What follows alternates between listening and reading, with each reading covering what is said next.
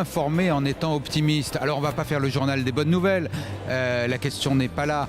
En revanche, donner à décrypter, donner des clés pour comprendre, donner à découvrir, donner à rencontrer, enchanter un petit peu le monde dans lequel on vit. C'est ce que l'on fait tous les jours dans les journaux de 13h et de 20h également, dans une deuxième partie, dans le 20h, une partie que je vais qualifier d'un petit peu plus magazine, où l'on part comme ça, à la découverte du monde qui nous entoure et qui est un monde qui peut et qui doit être optimiste, bien sûr.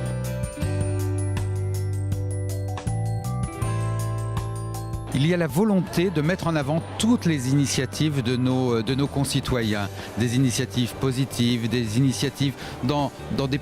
Vous parlez du 13h, dans nos régions qui sont absolument formidables et dont on ne parle pas toujours. Il y a cette volonté d'aller à la rencontre des gens, de ce qui les intéresse, de ce qu'ils font, de ce qu'ils produisent, de ce qui les enchante, de ce qui les motive, de ce qui va faire que ces Français-là se retrouvent dans notre journal de 13h, avec leurs petits malheurs, avec leur grand bonheur, avec leur rire, leur sourire, avec leur quotidien.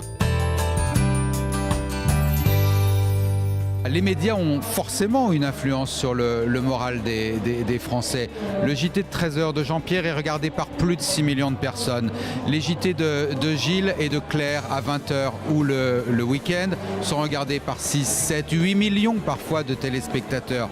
Ça a une influence forcément quand vous vous adressez à un si grand nombre. Les médias écrits ont également une influence. Et puis la radio qui est écoutée chaque matin par des millions d'auditeurs.